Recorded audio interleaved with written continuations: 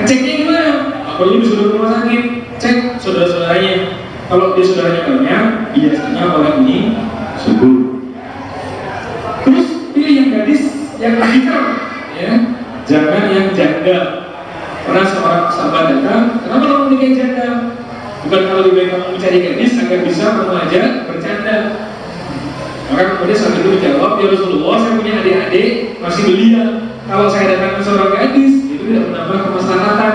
Makanya saya pilih janda agar bisa membantu menangani adik-adik saya. Oh, ya sudah, itu bagus. Artinya kebutuhannya dan gadis atau janda itu terserah tuh. Karena ada cowok ikhwan yang lebih suka yang tua, kodipus, komplek, gitu ya. Saya pengennya yang 5 tahun di atas saya pengennya seperti Rasulullah 25, suami istrinya 40 gitu. Berarti antum cari yang 40.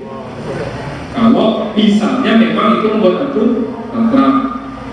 Segala lihat, jangan tidak dilihat. Seperti tadi saya bilang, kamu harus meluk, nggak bisa, harus dilihat. Seorang wanita pernah datang kepada Rasulullah menghibahkan dirinya. Rasulullah melihatnya dari bawah ke atas, kemudian Rasulullah duduk. Ya, kalau di hadis ini seperti itu. Ketika seorang sahabat ingin menikahi wanita Ansor, Rasulullah bersabda, lihatlah wanita itu, karena pada mata orang Ansor ada sesuatu. Nah, di sini nanti dibahas pas nador, ada ulama yang berpendapat nadorlah saat dia tidak tahu di nador. Misalnya kamu ikut dari balik itu segwil mas, segwil. Atau ada yang sampai naik di pohon kurma, segwil. Dari situ maka para ulama berbeda pendapat tentang batasan yang dilihat. Akhwat itu yang boleh dilihat namanya, agar kita tertarik untuk menikahinya. Tak sebutkan itu ya.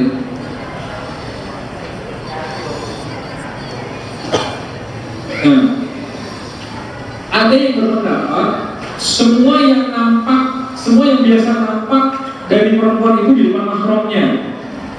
Jadi rambut, wajah, leher, tangan, betis, kaki. Ada ulama yang berpendapat sampai segitu boleh melihat asal niatnya dinikahi. Cuma saya lihat mungkin perempuan di atas sana nggak mau kalau aturnya sampai sejauh itu. Akhirnya ulama bersepakat lebih baik melihatnya hanya pada aspek wajah dan telapak tangan. Dari wajah bisa kelihatan orang ini cantik atau tidak, menarik hati kamu atau tidak. Dari telapak tangan itu bisa kelihatan dia gemuk atau tidak. Karena kalau jemarinya gendut-gendut itu otomatis badannya juga gendut. Gak ada jemari gendut badannya kurus, itu tidak ada kecuali beri-beri. Ya. Atau dari tangannya bisa kelihatan apa dia suka tambang gawe atau tidak. Kalau tangannya itu luncur-luncur, bawah terus apa? Kecil-kecil gitu, kemungkinan dia jarang tambang gawe. Tapi kalau ngapal-ngapal gitu ya, arep, pak Aceh, mungkin dia wanita anggun, ya, anak gunung maksud saya, ya kan? Dan boleh mengutus orang untuk melihat adik perempuan kita utus, coba bulan ini pakai, kamu lihat bak munggui koyo opo, cek bau mulutnya, cek bau badannya, itu penting mas, karena kalau kamu nanti hidup berumah tangga, satu rumah, satu kasur, satu kamar, atau mandi, satu dapur, kalau yang bersangkutan bau tubuhnya tidak enak, itu akan menjadi persoalan.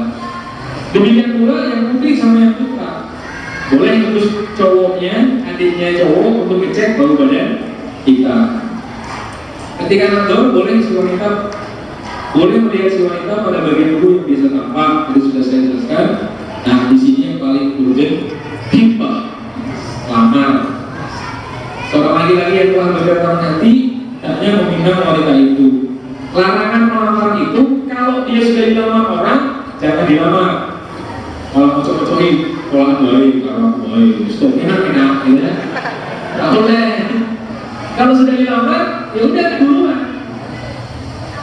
Dan itu banyak sekali sekarang. Ustaz, saya itu suka sama Iwan A, tapi saya tunggu-tunggu Iwan A nggak segera respon saya. Sekarang datang Iwan B, lamar saya.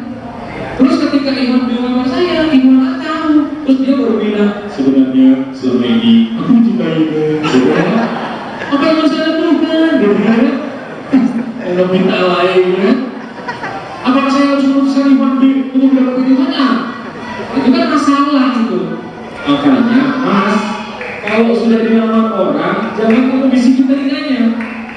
Rezekiku berarti. Kecuali kalau si Ahmad itu sudah bilang, maaf, saya tidak menerima antum. Berarti saya sudah free, selesai. Dan itu bukan karena pengaruh kita. Setelah itu, kita baru datang, Mbak. Kemarin kalau saya melamar kamu tolak. Sekarang saya datang melamar kamu. Nah, ngomong Mas, ini kafiah, datang, gitu kan? Itu nggak apa-apa. Kalau sudah dilamar, apa boleh ketemuan?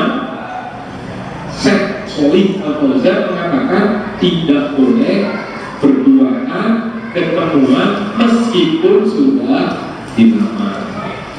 Karena berduanya para wanita dan pria itu bisa menimbulkan syahwat.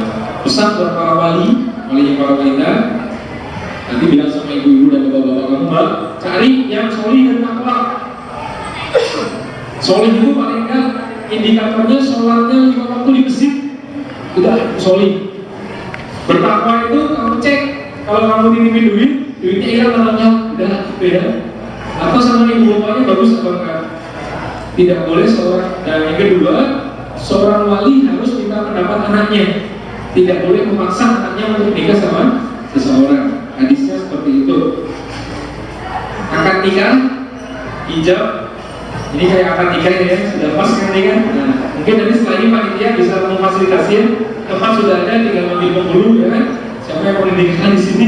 Sudah pas ini. Udah ada kamera ya kan, ada khutbah nikah. Ya. Kemudian khutbah nikah sudah kalimat lurus. Sebaiknya suami dan istri jangan dijejer, diperlihatkan di depan hadirin.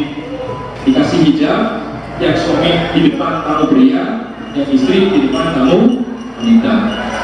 Insya Allah itu dulu yang saya sampaikan, karena waktu sudah habis, bis banget ya.